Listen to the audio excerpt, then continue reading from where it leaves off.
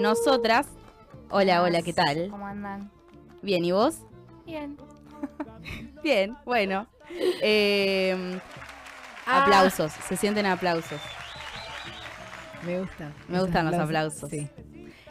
Vamos a estar charlando un poquito con Fátima Besa de historia. Yo le iba a adelantar el título, pero es estudiante avanzada de historia, de la licenciatura de historia en la Casa de Estudios de la UNLP. Y nos trae para hablar un poco de ese día en el que los argentinos dijeron, por fin nos libramos del yugo de estos españoles malditos. Uh-huh. Le iba a decir otra palabra, sí. pero... Yo dije españoles para calmar las aguas. ¿Censurarme? Pero, no, vos podés decirlo. Está bien. Sí, como preludio o vísperas del 9 de julio, hoy estamos. Claro. Una fecha súper importante, no solo por la independencia, sino porque sucede que con la Semana de Mayo festejamos mucho eso y nos queda en la mente solo la Semana de Mayo, porque fue en Buenos Aires. Sin embargo, en Tucumán, en 1816, cuando se labran las actas para la independencia de las Provincias Unidas del Sur, como que queda ahí medio... Uh-huh. Relegado, o sea, un feriado, pero ahí. Sí, es cierto. Y algo que me pareció importante traer a colación para empezar a hablar del 9 de julio son las actas de independencia que se labraron no solo en el castellano que hablaban los criollos, sino también en quichua aymara y en guaraní, aunque no se llegaron a imprimir porque estábamos en conflicto con el litoral. O sea, estos años eran muy tumultuosos, el territorio estaba muy dividido, era muy difícil hablar de una unión entre las provincias y de algún modo el 9 de julio cristaliza eso al integrar a la población indígena a la patria federal, a la patria grande del modo en que la concebía San Martín. Y también Belgrano, pero San Martín en este momento, gobernador de Cuyo, es quien impulsa estas reuniones, estos congresos en Tucumán para llevar confianza al interior y de algún modo en detrimento del director supremo que es Alvear en Buenos Aires. Claro. O sea que nosotros tuvimos, vos recién contabas esto de los escritos en aymara y en guaraní. Sí. O sea, nosotros tuvimos ese tipo de declaración de independencia. Sí, y en Yo no lo sabía eso. Yo tampoco. Muy bueno. Se imprimieron 1500 en quichua, 500 en aymara y, como dije anteriormente, en guaraní no se llegaron a imprimir. No tenemos las actas originales, pero el pueblo en 1816 estaba muy expectante, más que nada en Tucumán y en el Alto Perú, que era donde estaba la mayor densidad de población y eran quechuas hablantes. De hecho, el diputado jujeño con sus delegados es quien va a tomar la iniciativa de declarar la independencia en 1816 ante esta amenaza española de volver a reconquistar las colonias. Claro. Y este diputado era quechua hablante. Qué loco. Que tengo acá el nombre, Teodoro Sánchez de Bustamante. Y bueno, tras la iniciativa de su grupo, que él lo lideraba, perdón, se labró esta acta tan conocida para nosotros, tan importante para nuestra patria. Que la estamos viendo ahí en pantalla. El acta de independencia de las Provincias Unidas de Sudamérica. Uh-huh. Y hermoso. También nos viene joya que esto es primicia. Se está por inaugurar un catálogo de la palabra indígena en relación a todas estas fechas patrias, a la concepción de la historia. Uh-huh. Y trajo una cita que me pareció muy bonita en relación a lo que estamos comentando, que Pensemos en estos patriotas, qué concepción de historia, qué concepción de mundo, qué concepción de tierras tenían. Realmente estaban pensando en una América grande, en una patria grande, y a diferencia de lo que sucedió con la conformación del Estado-Nación y el régimen liberal,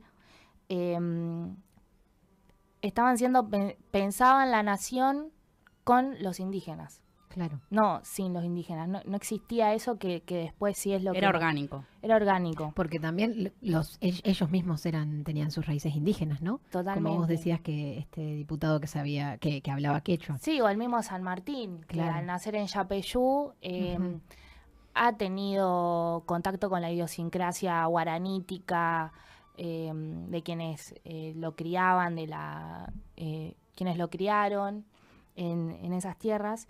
Y hay una cita muy linda que habla de esto, ¿no? De la voz propia ya no apropiada de los hombres y mujeres que pueblan el suelo americano, donde desde los comienzos fue abriéndose paso proclamando el derecho soberano a decir su palabra. Y eso es lo que me interesaba traer hoy. La palabra de estos pueblos que gestaron la patria, o sea, no solo participaron en los combates cuerpo a cuerpo en la batalla de San Lorenzo, por ejemplo, con Cabral, o Andresito en el 19, traer la palabra de los pueblos indígenas. Y un histórico referente de todo esto y gran profesor fue Carmelo Sardina Zulpu, que él enseñaba runasimi o quechua ahí en periodismo. Ajá. Sí, en la lo universidad. recordamos. Sí. Y trajo un fragmento de la lectura del Acta de Independencia en quichua por él. Que lo podemos escuchar, ¿no? A ver si lo tenemos. Ahí está, ahí lo tenemos. Soy quechua, por lo tanto tenemos la oportunidad de leer esta acta de la independencia que fue escrito en castellano y en runasimi en el Congreso de Tucumán. Sutinchari picaijina, ñuqayku ranti sallikuna, uqllachasqa wamanikuna hullakunapi, tantasqa tukuyllapan huñunakupi, waqllaspa wiñaypa t'issimuyuq kamachin, llaqtakunaq kamachin sutinpi rantisayku, yachasqa yallin mana thukispapuni kay wamanikunaq q'aqchapakuna t'inkipakunata p'itispa Españaq llalliyninwan. Kutirichi allawkakunamanta qhechupasqa yupaychaykuna hanan sanasa uq qhespi paqarpaqta sapankaywan Rey Fernando Qanchis ñeqimanta rantiqinkuna hatun markamantawan. Bueno, ahí lo escuchábamos. Docente en la Facultad de Periodismo, falleció, Sí, se gran nos docente. partió hace unos años, pero ha dejado un gran camino de estudiantes que cursaron con él Sí. y que se empezó a incluir recién hace poco tiempo, estudiar las lenguas indígenas en las facultades, Ujú. acá en la UNLP concretamente, no sé, seguramente sucede en otras universidades, pero Sí, es algo bastante reciente. Sí, academizar esa lengua también es todo un camino grande que, bueno, él lo ha hecho. Sí, Mucho. en este catálogo de la palabra indígena, que como le comentaba, es a modo de primicia, se va a inaugurar creo que en los primeros días de agosto, en relación a la memoria de Carmelo también, pensar en esto, en el 9 de julio, pensar a los gobiernos provisionales de las nuevas naciones que buscaron sumar al indio a la lucha contra las tropas realistas a ambos lados de la cordillera. Incluso, una vez declarada la independencia en 1816, el secretario del Congreso, José María Serrano, ordenó que se hicieran copias del acta traducidas en quichua y aymara. Hay quienes dicen que las pegaron en la histórica Casa de Tucumán Mirá, para que el pueblo las lea, las voy a vea. leer. la idea de una nación argentina entonces que incluyera la pluralidad de naciones indígenas estuvo presente incluso en el fallido proyecto de Manuel Belgrano de instaurar en América una monarquía constitucional con sede en Cusco para intentar construir un imperio sudamericano que incluyera el virreinato del Perú y a su vasta población indígena, que es esta anécdota histórica que creo que se repite mucho de Belgrano que quería un monarca inca. Y como no se pudo, sí quedó el Tata Inti, el Sol Inca, en nuestra bandera. En relación a eso, el rey inca que quería proponer Belgrano era Juan Bautista Tupac Amaru, es lo que aproximadamente se sabe, medio hermano de José Gabriel Condorcanqui, Tupac Amaru II, el soberano inca ejecutado por los españoles en 1781. Y es interesante porque yo ahí podría seguir hablando incluso hasta de Calfucura, que es un toqui de las parcialidades tehuelche mapuche, que también participó en las luchas independentistas. Hay relaciones diplomáticas con las fronteras en todos estos años. Porque el territorio es totalmente distinto al que conocemos hoy como Argentina. Estamos hablando del Virreinato del Río de la Plata, de lo que hoy es Bolivia, Chile, Paraguay, Uruguay, bueno, la banda oriental. Sí, buscaban... era el sueño latinoamericano. O sea, realmente... De algún modo, sí, lo podríamos llamar. Porque, de hecho...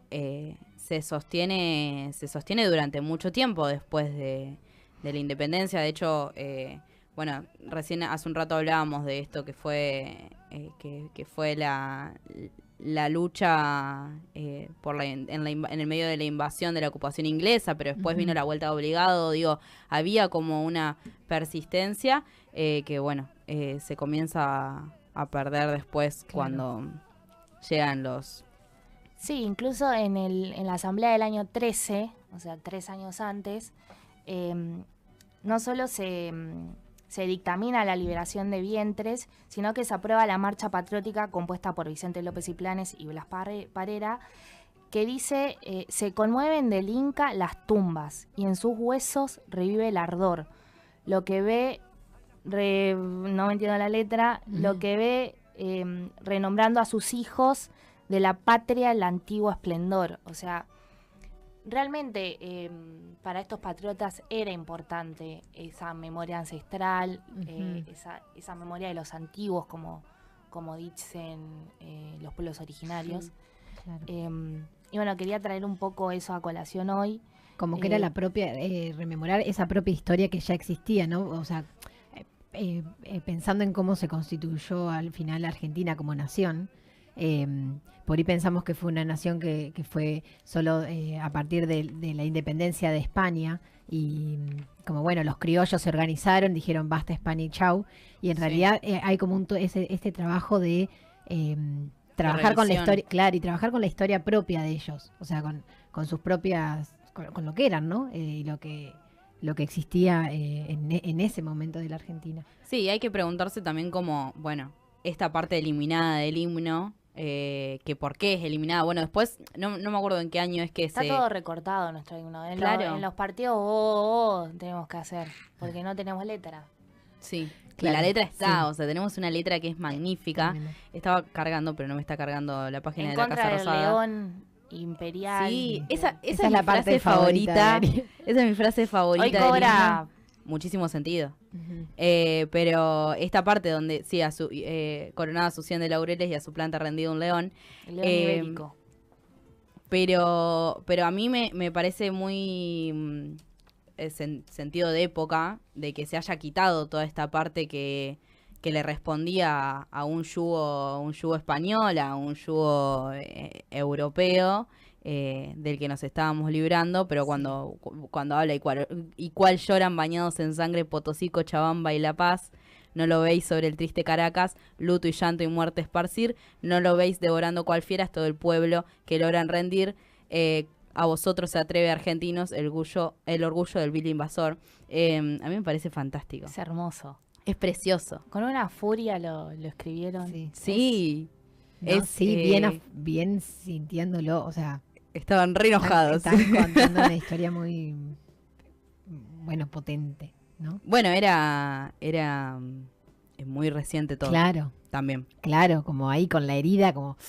Sí, la herida abierta. Sí. Es loquísimo. Creo que igual es lo que sucede cuando hay momentos en la historia en los que el pueblo sufre. Sí, y acá chequeando, quien redactó el acta de independencia, que lo nombramos recién, el alto peruano Manuel Serrano, también era quechua hablante. Mira. ¿No? Lo importante de pensar en esas memorias, en el ejercicio histórico, y bueno, comentaba esto, ¿no? De que realmente había mucha expectativa, no solo por los conflictos que se estaban llevando a cabo, era un contexto muy agresivo, si se quiere, el de la época, pero había mucha expectativa por esta idea de libertad en relación a, bueno, independizarnos del yugo imperial, del yugo español, que quiere volver a conquistar. Y bueno, ahí es donde está, o sea, tenemos en Chile, están los realistas y los portugueses acechando. Era bastante urgente declarar la independencia y por eso tanta expectativa. Y los historiadores y las historiadores vuelven a esto de que la presencia del público fue particularmente numerosa ese día, el 9 de julio en Tucumán. Hay una carta que menciona que menciona que todo el gran patio y la calle del Congreso, oyendo los que podían, estaban ahí oyendo los debates. Fue realmente muy relevante tanto para aquellos patriotas como para hoy, como para nosotros hoy. Aunque yo sí noto la diferencia con el 25 de mayo, que tiene este sesgo porteñocentrista, la semana de mayo. Y sin embargo, el 9 de julio queda como una efeméride ahí, re linda, para tomar chocolate con churros.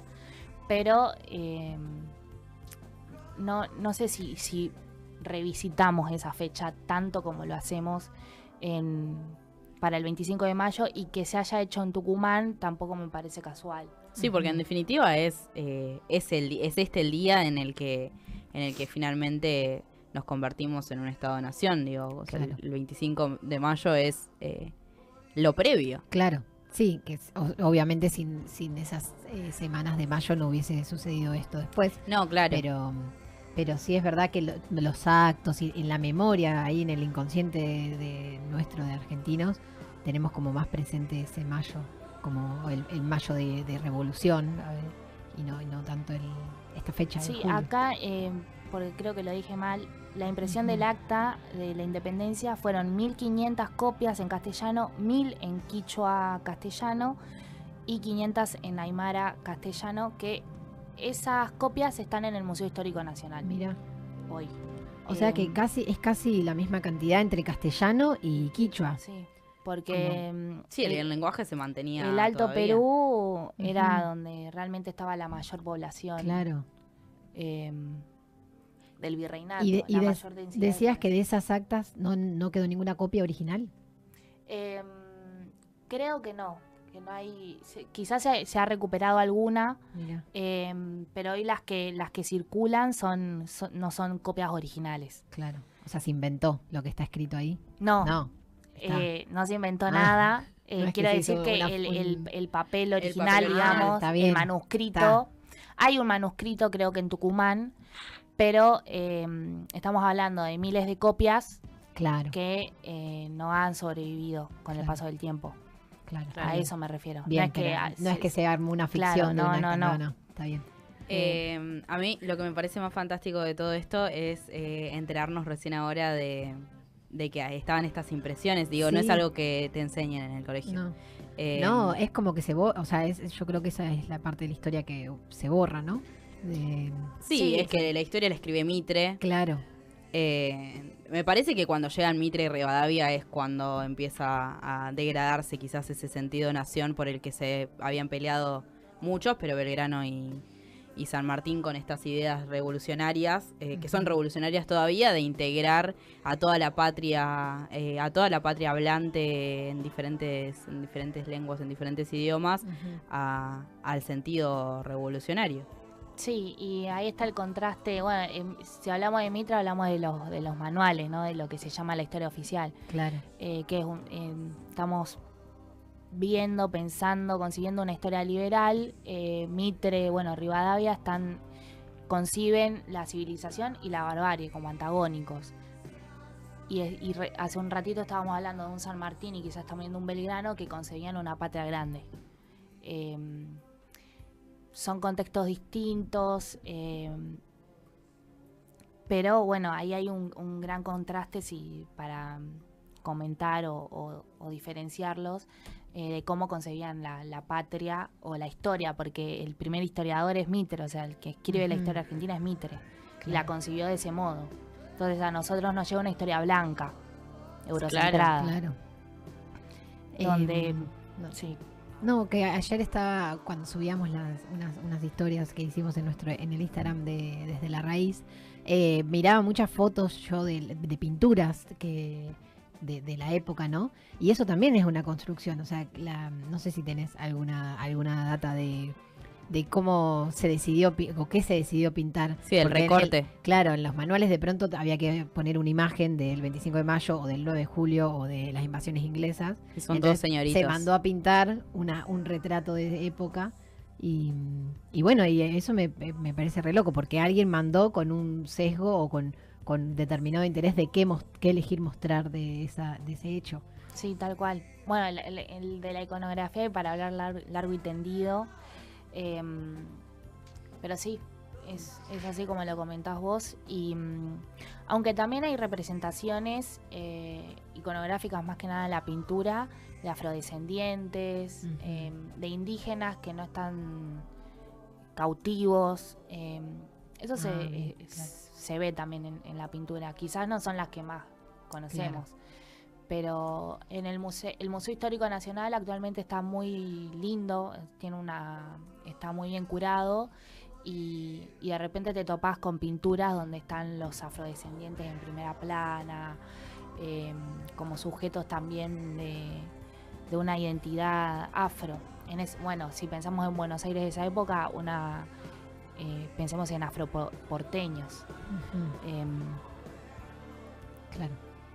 Me parece precioso todo esto. Sí, me dieron ganas de ir al Museo Nacional. Sí, ahora. yo también. Fati, preguntarte si queda algo en el tintero que quieras agregar, y si no, ha sido un gran paso por la historia. Sí. Bueno, me alegra mucho, espero que haya servido, se haya entendido de algo. No, yo creo que estamos. Sí. Que estamos. Estamos listos entonces para recibir el 9 de julio, este próximo martes, que dicho sea de paso, el día anterior se va a firmar el Pacto de Mayo en Tucumán, allá.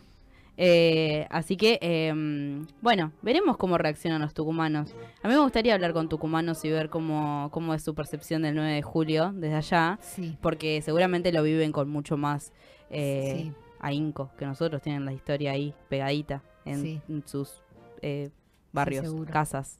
Claro.